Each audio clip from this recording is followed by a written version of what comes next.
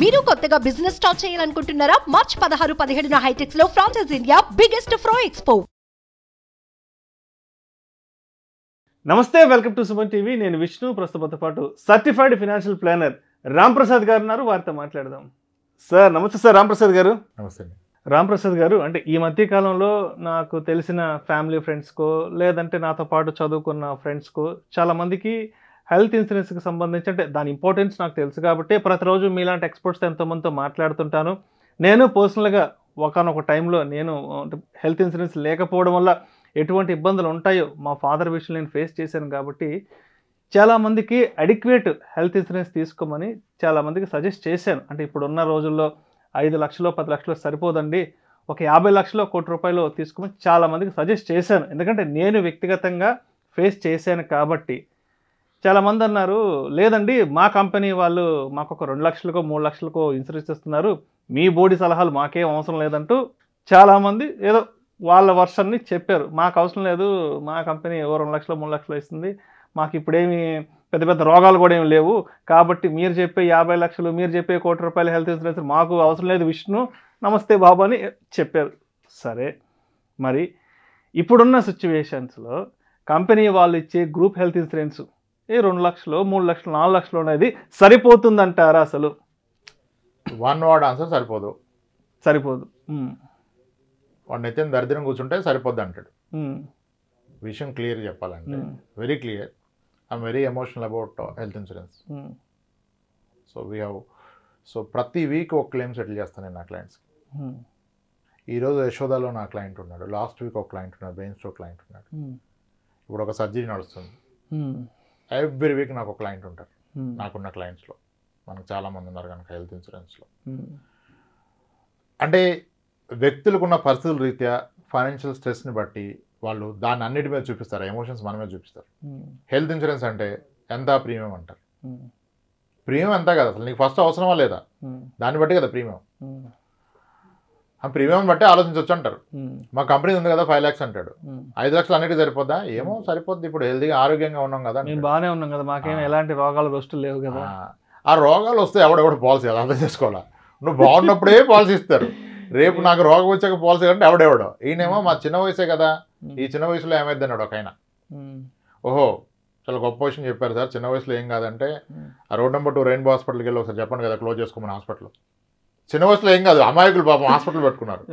అదే హాస్పిటల్లో లాస్ట్ నవంబర్లో వన్ ఆఫ్ అవర్ క్లయింట్ వాళ్ళ కిడ్ అడ్మిట్ అయితే సింగిల్ రూమ్ లేదండి, ఏసీ రూము, షేర్ రూమ్లే, సింగిల్ రూమ్లు అవైలబుల్ లేవు. One of the Telangana minister phone చేస్తే రూమ్ దొరికింది దానికి, అది 4 గంటలు వెయిట్ చేశాక. మనమేమో చిన్న వయసులో ఏ రాదన్న, చిన్న ఆడికి వెళ్తే ఏడుస్తారు ఒకటి చూసి, మనోళ్ళు ఉండాల్సిన అక్కర్లా, అక్కడ ఉన్న కేసులు చూస్తే ఏడిపోస్తుంది ఒకటికి.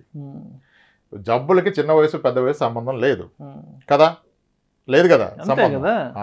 హెల్తీగా ఉన్నా తీసుకున్నారంటే నీ హెల్త్ పోయాక ఎవడెవడు, హెల్త్ పోయాక పాలసీ ఇస్తే హాస్పిటల్ ఎవడు బిల్లు కట్టాడు, ఇన్సూరెన్స్ పాలసీలు కట్టుకుంటారు కదా అట్లా.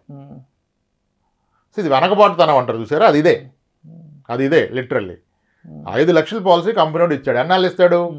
నువ్వు ఉన్నంతకాలం ఇస్తాడు. ఎన్నాళ్ళు ఉంచుతాడు నేను కంపెనీలో? నువ్వు కంపెనీ నుంచి బయటకు వచ్చాక అది పనికిరాదు, అప్పుడు తీసుకుంటా అంటాడు. అప్పుడు ఎవడిస్తాడు? ఎందుకు ఇవ్వడు, నేను డబ్బులు కడతాను, ఎవడిస్తాడు? నీకు ఈలో ప్రాబ్లం వస్తే ఎవరెవరు? దరిద్రం బాగోలేక కంపెనీ నుంచి బయటకు వచ్చినాక ఏ రోడ్ యాక్సిడెంట్ ఇంకేదైనా జరిగితే పరిస్థితి 100 కేసులు ఉన్నాయి మన దగ్గర, 1-2 కాదు. సో ఓకే, అది వదిలేయండి. సరే కాసేపు అనుకుందాం, ఈ వ్యక్తికి జీవితంలో రోడ్ యాక్సిడెంట్ జరగదు, జబ్బు రాదు అనుకుందాం. ఏ జబ్బు రాదు, దేవుడే దీవించాడు, రోడ్ యాక్సిడెంట్ జరగదు. అయినా సరే ప్రతి వ్యక్తికి ₹1,00,00,000 పాలసీ ఉండాల. మరి తిక్కగా ఉంది కదా ఇది. ఏ జబ్బు రాదు, రోడ్ యాక్సిడెంట్ కాదు, ₹1,00,00,000 ఎందుకు? అంటే మనం ఇన్సూరెన్స్ గురించి మాట్లాడితే జనాలకి చిరాకు వచ్చేస్తుంది పాపం. చిరాకు. అసలు ఇన్సూరెన్స్, అబ్బో రాంప్రసాద్ ఇన్సూరెన్స్ గురించి మాట్లాడా, తొక్కలే పక్కనే. ఇప్పుడు ఎందుకు ₹1,00,00,000 అవసరం నేను జస్టిఫై చేస్తాను. ఈ రోజు మోకాలు చిప్ప మార్పిడికి ఎంత అవుతుంది సార్? నీ రీప్లేస్మెంట్ కాస్ట్ ఎంత ఉంటుంది చెప్పండి అప్రాక్సిమేట్గా, మీకు తెలిసి? ఒక 2-3 lakhs. ఒక చిప్పకు 3 లక్షలు, 2 చిప్పలు 6 లక్షలు, 5 లక్షలు వేసుకుందామా? 5 లక్షలు అగ్రీడ్ కదా. ఇదే నీ రీప్లేస్మెంట్ 10 ఏళ్ల క్రితం ఎంత? ఎంత 10 years బ్యాక్ ఎంత? 10 years బ్యాక్ ఒక 70,000 అయిపోయిందా? లక్షన్నరకి 2 నీళ్ళు అయితే ఈ రోజు అది 5 లక్షలు అయింది. ద పాయింట్ ఏంటి మీరు అర్థం చేసుకోవాల్సింది, ప్రతి 10 ఏళ్లకి హెల్త్ కేర్ ఎక్స్పెన్సెస్ 3 times అవుతున్నాయి. ఏ జబ్బు రాకపోతే, ఏ యాక్సిడెంట్ జరగకపోతే ముచ్చట మనం చెప్పింది ₹1,00,00,000 పాలసీ. అందరూ 5-10 తీసుకుంటారు. నౌ నేను మీకు ప్రాక్టికల్ కేసు ఇచ్చేస్తాను. ఓకే, మీరు సమ్హౌ రైట్ టైంలో అడిగారు. నాకు ఒక క్లయింట్ ఉన్నారు, ఇది క్లియర్గా ఆయన పర్మిషన్ తీసుకొని చెప్తున్నాను, నిన్ననే ఆయనతో మాట్లాడాను. And I will be more happy sir, మీరు నా పేరు మెన్షన్ చేసి మరీ చెప్పండి అన్నారు. నేను ఇప్పుడు సందర్భం వస్తే చెప్పనా సార్ అన్న, చెప్పండి సార్, మీ గూగుల్ రివ్యూలో కూడా క్లియర్గా మెన్షన్ చేశాను, మీ వెబ్సైట్లో కూడా పెట్టండి సార్ నాకు టెస్టిమోనీ అన్నారు. అందుకని చెప్తున్నాను. అతని పేరు మల్లికార్జునరావు గారు, తాటికొండ మల్లికార్జునరావు గారు. HCL టెక్నాలజీలో పనిచేస్తారు, 35 years. ఆయనకి 2 పిల్లలు అమ్మాయిలు.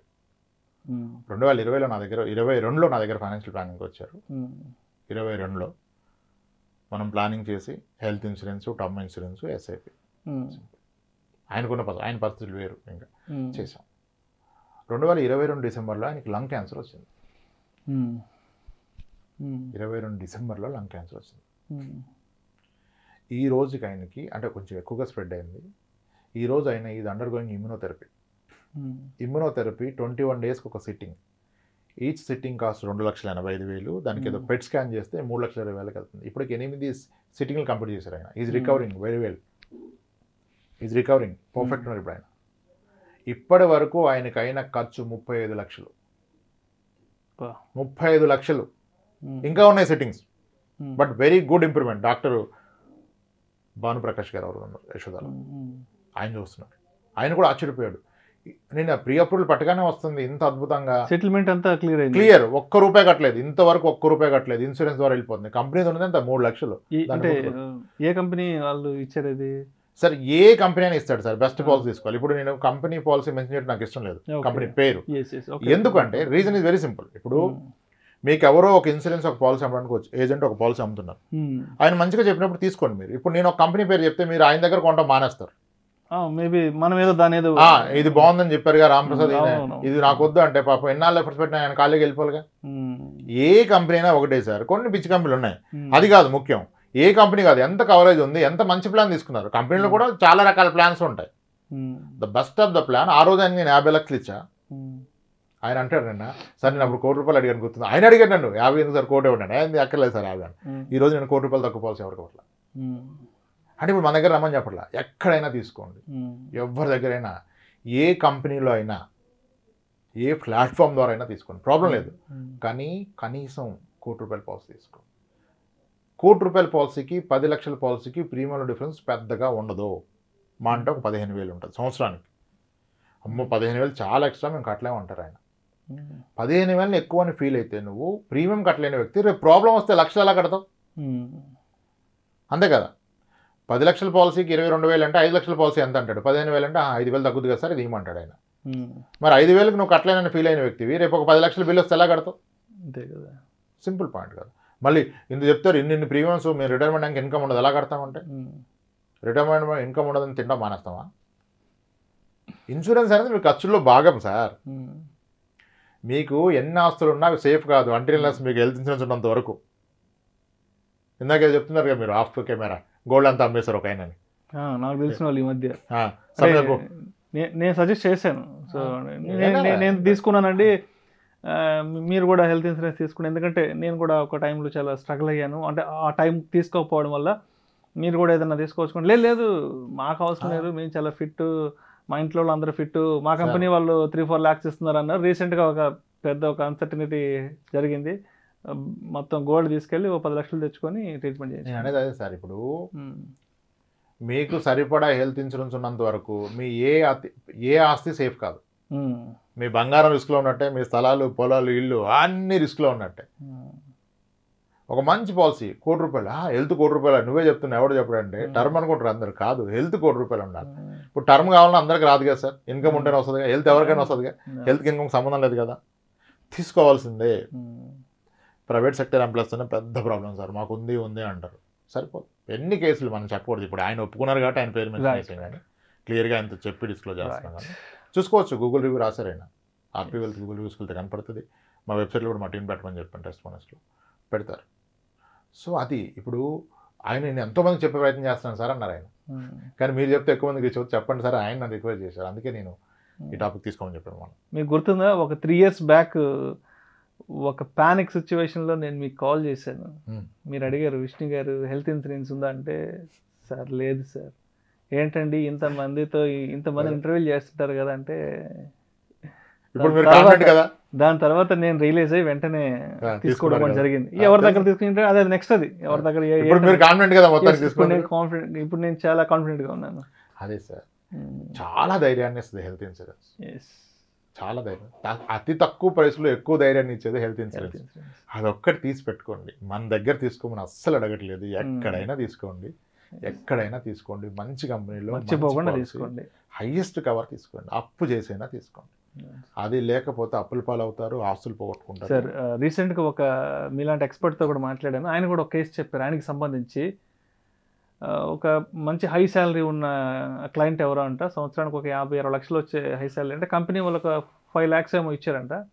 సడన్గా వాళ్ళ పాపకు ఒక రోజు హెల్త్ బాగాలేకుండా వచ్చిందంట. సరే హాస్పిటల్కి వెళ్తే ఎంత అవుతుందంటే ఒక 25-30 లక్షలు అవుతుందని చెప్పారంట. ఇంకేం చేస్తాడు, కంపెనీ 4-5 లక్షలే, ఇక్కడేమో 25-30 లక్షలు.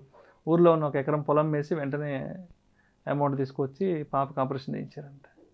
ఒక 15-20 కేసులు ఉన్నాయి సార్ నా దగ్గర. 20 లక్షల పైన బిల్ అయినాయి. ఇక 3 లక్షలు 5 లక్షలు అయితే అవుతూనే ఉంటాయి. కానీ ఇప్పుడు చాలా పెరిగిపోయింది సార్. కిడ్నీ స్టోన్ రిమూవల్ కూడా 1.5-2.5 lakhs చేస్తారు. అపెండిక్స్ సర్జరీ కూడా 2.6 lakhs అయింది. బేసిక్ ఆపరేషన్స్ 5 లక్షలు అయిపోయినాయి. 5 లక్షలు పట్టుకుని వెళ్ళాలి. పెద్ద అయితే ఊర్లో ఉన్న 1 ఎకరం 2 ఎకరాల పొలం అమ్ముకొని డబ్బులు తీసుకుని హాస్పిటల్ వెళ్ళి మాత్రం కొనేవాడు. ఇది కూడా మాట్లాడుకున్నాం మనం. అవసరానికి ఎవరు కొనరు కదా, ఒకవేళ కొన్న వాడు మన వీక్నెస్ ని క్యాష్ చేసుకుని ఎందుకు ఇస్తాడు, ఏదో కూడా జరుగుతుంది. So private sector employee company policy చూసి నాకు పాలసీ ఉంది అనుకుంటే అంతకంటే అతిపెద్ద ఫైనాన్షియల్ మిస్టేక్ ఇంకొకటి లేదు సార్. సో ఇది తీసుకున్నాకే ఫైనాన్షియల్ ప్లానింగ్ స్టార్ట్ అవుతుంది సార్. ఇవి financial planning starts after taking health insurance and term insurance.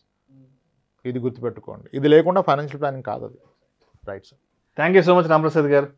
Health insurance అనేది అడిక్వేట్గా ఎంత తీసుకోవాలి, ఎంత తీసుకోకపోతే ఎటువంటి పరిణామాలను భవిష్యత్తులో ఎదుర్కోవాల్సి వస్తుంది అనే అంశం గురించి చాలా చక్కగా తెలియజేస్తారు. Thank you so much sir. Right అండి, థ్యాంక్స్. సుమన్ టీవీలో మీ పర్సనల్ అండ్ బిజినెస్ ప్రమోషన్స్ కోసం కింది నెంబర్కి కాంటాక్ట్ చేయండి.